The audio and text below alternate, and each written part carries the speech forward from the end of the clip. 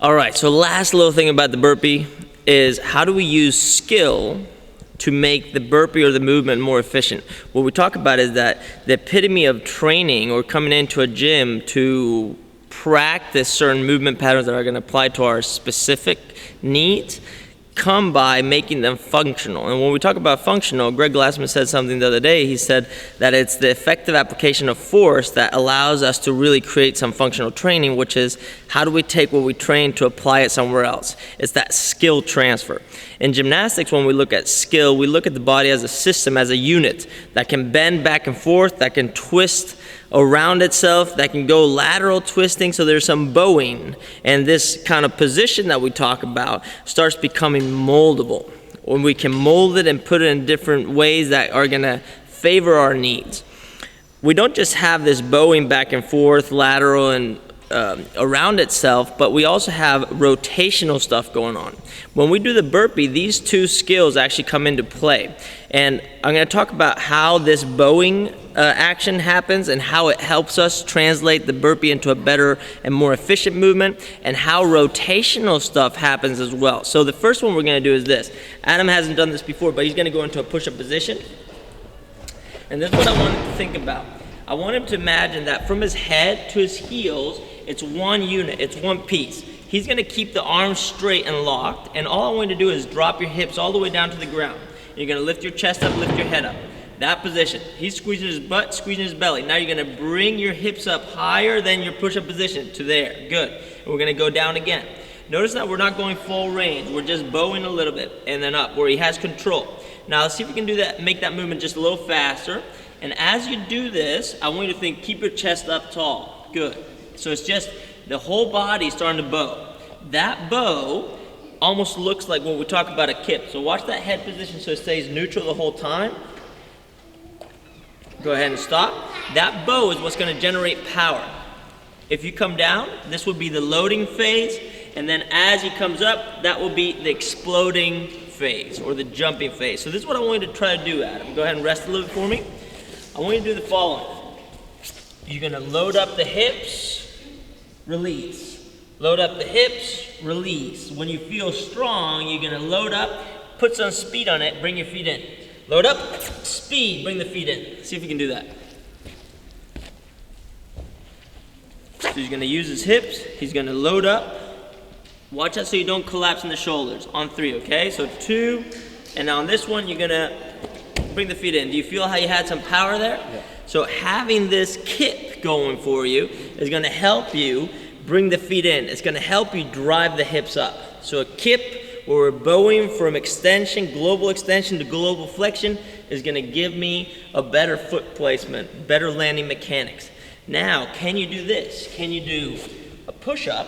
We're going to do a dirty push-up where our shoulders come up first, then we rip that kip into it. Okay, so push-up on the way down, shoulders lead, then the hips come around. So push-up, just regular push-up, shoulders lead, and now kip. Yeah, there you go. And now don't worry about the head position. Just keep the head position neutral. One more time. So what we want to think about is that head position just stays the same the whole time. The only reason the head would change would be because the hips are changing. And you don't have to even move the head. The head stays neutral. Yeah, like that. Good. Neutral the whole time. Good. Do you feel that? Yeah. All right, go ahead and get into the neutral position. Go ahead and do a push-up. On the way up, you're going to lead with the shoulders. Watch that head position. There you go. Shoulders lead. And now kip. Do you guys see that? We're going shoulders, kip. We're making this way more functional. Do you feel the difference? Yeah. So when we're going at high speeds, he would come down.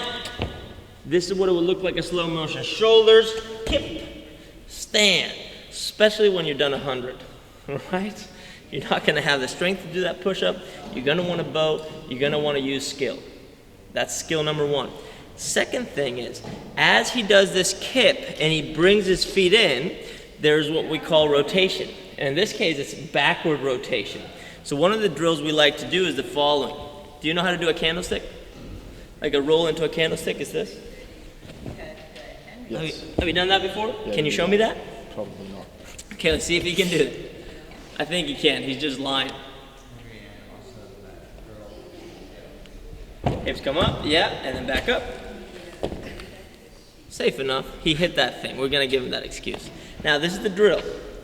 You're gonna go hands down, kick out, push up, shoulders, land, roll.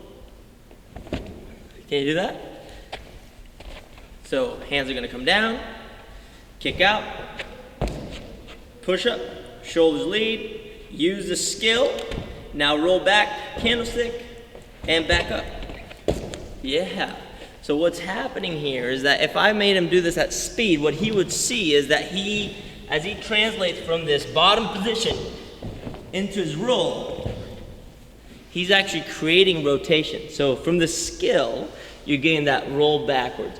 And that, learning how to rotate the hips is gonna turn that chest up faster, is gonna get him into a better position. So eventually what's gonna happen is this. You're gonna do your burpee, and you're gonna be standing tall before you even jump.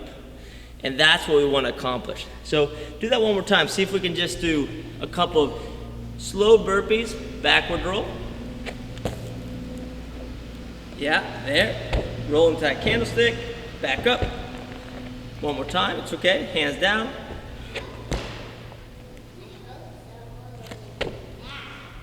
Yes, good, okay, that looks smoother. So now, what's happening is that he's using the kip and he's using a little rotation as his hips are coming in.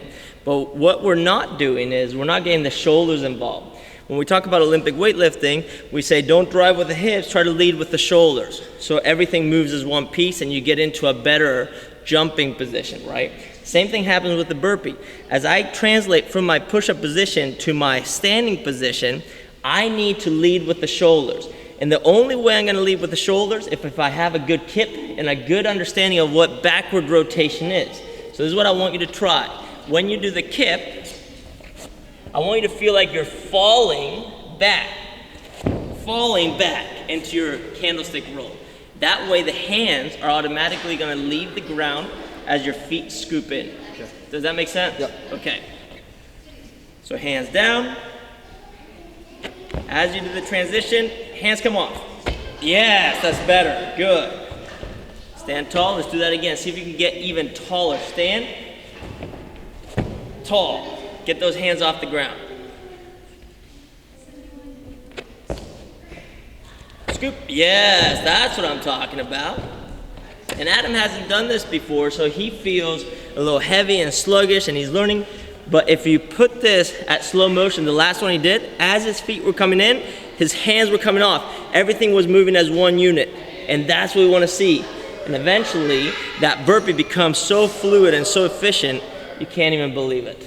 So practice that. That's your skill. It's the highest level actual jumping mechanics that you can find in CrossFit gymnastics, and it's the burpee. And there was this girl that actually opened my eyes at CrossFit Games. Ellie, if you're watching, you know it. Thank you. Good.